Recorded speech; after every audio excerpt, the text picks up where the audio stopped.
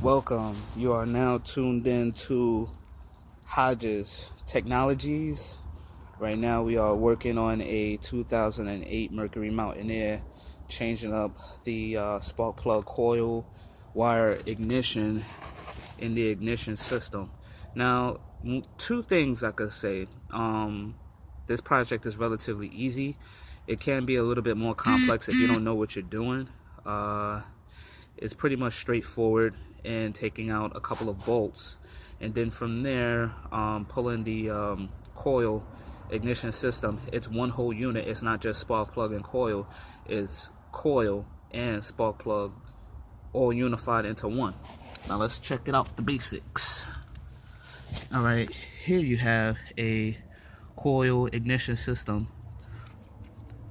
This is the coil piece right here, and here is the spark plug coil plug at the very end of the coil.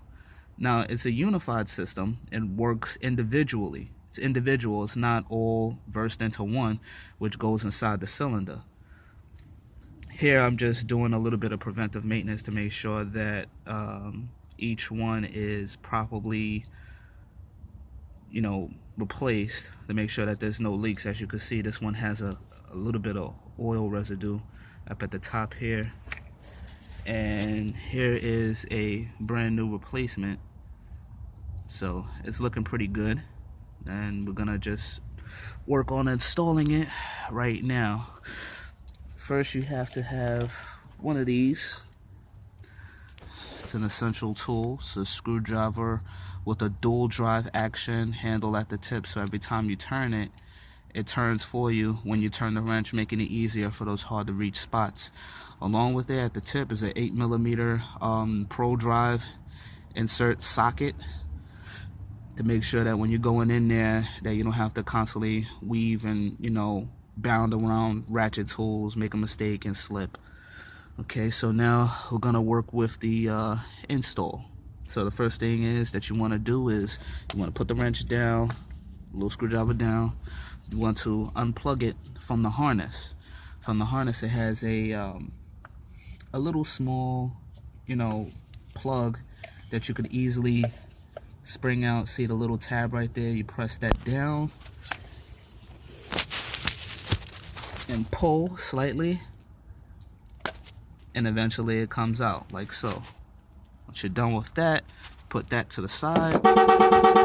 After you turn off the alarm, plug the new coil socket in, but that's after you insert it into the hole to make things easier, to make sure that it doesn't stretch out the wire. Last thing you want to do is not get a signal because of a stretched wire, which could possibly complicate things and cause more of a electrical issue. Now you want to make sure it's put down into the recessed hole in the cylinder after you clean off the debris. I cleaned off the debris earlier, so I didn't really have to do all of that. Once it's set in the hole, what you want to do is take the 8mm screw, and to make sure it's in the recessed hole, make sure that you don't slip, you put that inside the hole, inside the drive line hole, to make sure that it doesn't get loose. You want to thread it with a couple of turns first to make sure that you don't strip the screw or the thread. Make sure it's in there real deep. I say about 3 to 4 turns is good. And now we're going to start with the install. I always have mine clicked up. Hold on to the ratchet wrench right here. Then you turn and turn and turn.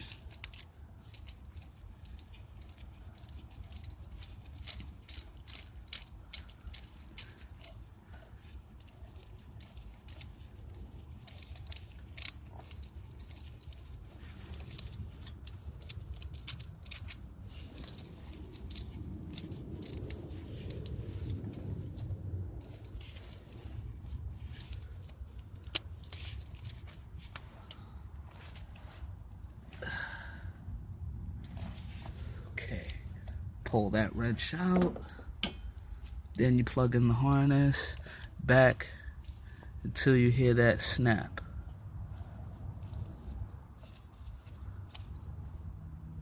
Oh, made a little mistake. That was the actual old one. Put in the screw on this one since I already changed 2 of them.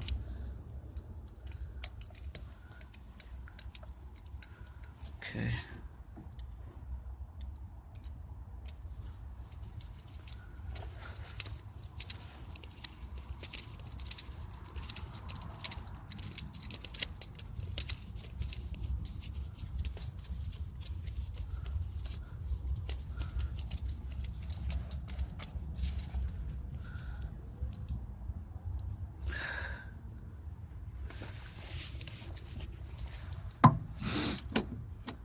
Okay.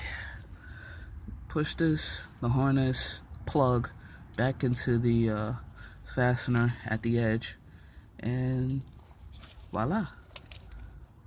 Snaps into place. Of course you didn't hear it, but it's a little snap, a little small click. So far I changed 2. You could do that, but I'm about to finish up here. If you like, I work on cars too. If you like, subscribe, like, comment, and just always remember, work safely. Never leave the car on. Always work when the car is either cold or warm. Make sure that there's no electrical connections that are plugged in, and be safe. Bye.